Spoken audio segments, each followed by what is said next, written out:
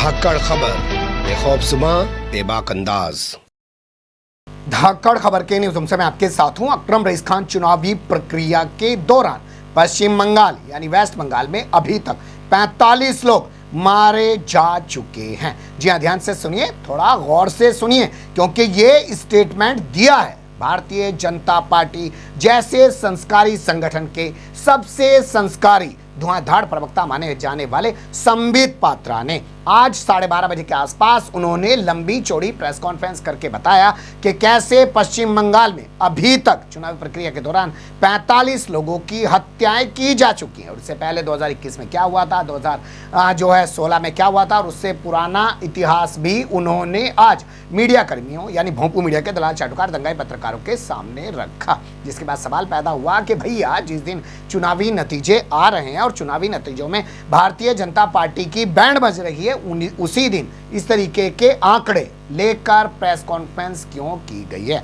और दूसरा सवाल यह पैदा हुआ कि अगर आपके पास 45 का आंकड़ा था तो भोंपू मीडिया वाले 45 का आंकड़ा क्यों नहीं दिखा रहे थे? वो कभी 18, कभी 12, कभी 13 की बात क्यों कर रहे थे? क्या कहा है संबित पात्रा ने, कुल मिलाकर आपके सामने रखूंगा, लेकिन उससे पहले कुछ तस्वीरों से आपको रूबरू करा देना चाहता हूं।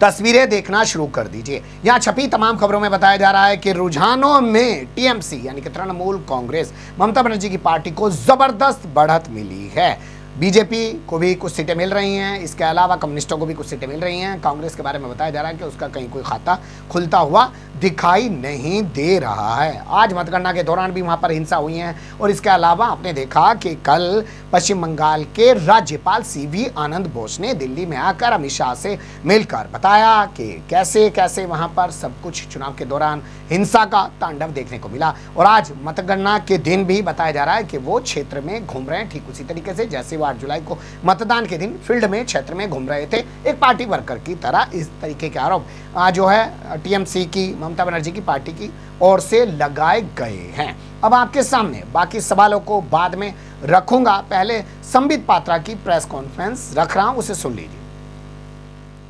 सुन जानते हैं कि कहा जाता था कि what Bengal thinks today India thinks tomorrow.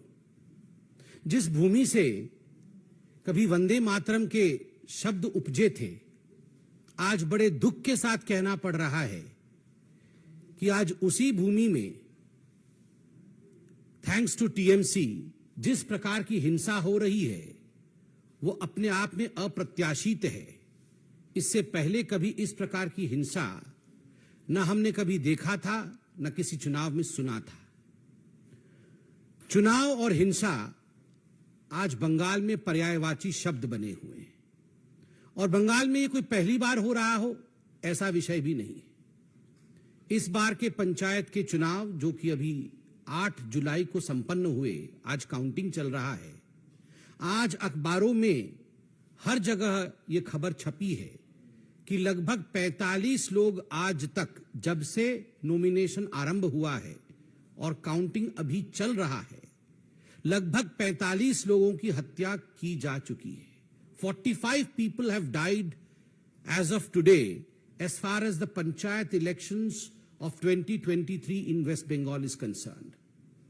आप याद करिए, इससे पहले के असेंबली चुनाव 2021 में लगभग 52 लोगों की, 52 लोगों की हत्या हुई थी। 52 people had died in the assembly elections during Bengal. 2018 के पंचायत के चुनाव में 23 लोगों की हत्या हुई थी, चुनावी हत्या। और उससे पहले 2013 के बंगाल के पंचायत के चुनाव में 15 लोगों की हत्या हुई थी। 2013 में 15 लोग, 2018 में 23 लोग और 2023 जो वर्तमान का पंचायत चुनाव चल रहा है उसमें 45 लोगों की हत्या उत्तरोत्तर दिन प्रतिदिन लोकतंत्र किस प्रकार दम तोड़ रहा है बंगाल में, यह आपके सामने पेश है, संख्यावत पेश है।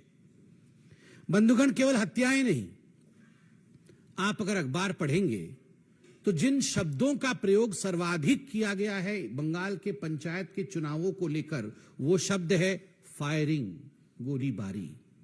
बॉम्बिंग, बमबारी, बोगस वोटिंग, रिगिंग, मतपेटियों का जलाना, मतपेटियों को फेंकना, कोई तालाब में फेंक रहा है मतपेटियों को, तो कोई वोट रिगिंग करके किस प्रकार से जीता जा सकता है, टीएमसी उस प्रयत्न में, उस यत्न में लगी है। जिस डेमोक्रेसी में, जिस लोकतंत्र में फायरिंग, बॉम्बिंग, हत्या, रिगिंग ऐसे शब्दों का प्रयोग होता है, उस लोकतंत्र का क्या वजूद है, आप जरा सोच के देखिए। बंधुगण, आप सभी जानते हैं कि जहां तक भारतीय जनता पार्टी का सवाल है, हमने लगभग 6000 पोलिंग बूथों पे रीपोलिंग का डिमांड किया था। इस कदर एक बायसनेस के साथ ये पोलिंग हुई है। आप सबने सुना था सुप्रीम कोर्ट और हाई कोर्ट ने क्या कहा था। सुप्रीम कोर्ट ने ताकीद किया था राज्य सरकार को कि आप सही तरीके से तटस्थ होकर केंद्रीय बल के साथ, सेंट्रल फोर्सेस के साथ चुनाव कराइए।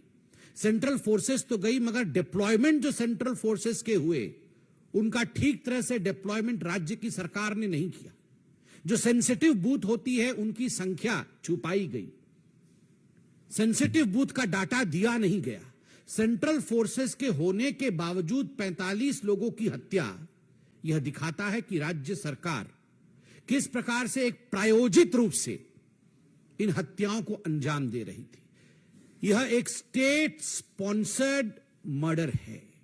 ये जितने लोग मारे गए हैं, यह प्रायोजित है। This is not accidental, this is state sponsored murder of democracy in West Bengal. और केवल राजनीतिक पार्टी ही स्पॉन्सर कर रही है ऐसा नहीं है। इंस्टीट्यूशनलाइजेशन, संस्थागत मर्डर है, अर्थात इसमें पुलिस प्रशासन से लेकर जो डिस्ट्रिक्ट अधिकारी होते हैं और जो प्रशासनिक अधिकारी होते हैं, वह सब सम्मिलित हैं। एक तरह से सबके मिली भगत से यह स्टेट स्पॉन्सर्ड इंस्टीट्यूशनलाइज्ड मर्डर आज वेस्ट बंगाल में हो रहा है।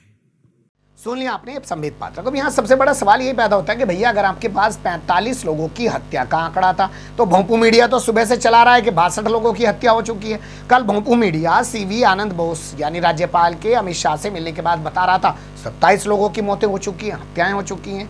बता रहा था कि उससे पहले जिस दिन मतगणना हुई, मतदान हुआ है, कि 18 लोगों की हत्या हुई है, कोई बता रहा 16 लोगों की हत्याएं हुई, कोई बता रहा है 13 लोगों की हत्याएं हुई हैं। तो ये चल क्या रहा है? क्या ये हार से बचने का फार्मूला निकाला गया है? क्योंकि हार के नतीजों को लेकर भोंपू मीडिया और उसके दलाल चाटुकार दंगाई पत्रकार कहीं कोई डिबेट ना करने लग जाए, तो इसलिए उनको एक नया टास्क दे दिया गया। उनको बता दिया गया कि इस पर बात करो कि 2011 में कितना मरा, 2013 में कितना मरा, 2021 में कितना मरा और 2023 में कितना मरा। और ये वो ममता बनर्जी है जो पूरे देश के अंदर लोकतंत्र बचाने की बात कर रही है और इनके साथ मिलकर तमाम विपक्षी पार्टियां एकता करने की बात कर रही हैं और 2024 में नरेंद्र मोदी को हटाने का अभियान चला रही हैं। यानी मुद्दा शाम का क्या होने वाला है आप लोग समझ गए होंगे, और मुद्दा असल में क्या होना चाहिए था ये लोग भी आप बाखूबी जान गए होंगे। एक छोटी सी कोशिश थी, मुझे लगा एवं ही आपको रूबरू करा दूं। एवं ही आप लोग अपने कमेंट्स देकर अपनी राय जरूर दीजिएगा। खबर को लाइक कर सकते हैं, चैनल को सब्सक्राइब कर सकते हैं और ज़्यादा से ज़्यादा हमारी खबरों को शेयर कर सकते हैं। फिर ऐसे ही किसी सुलगते हुए और उलझते मुद्दे लेकर मैं आपके सामने हूँगा हाजिर। फिलहाल अभी मुझे दें इजाज़त।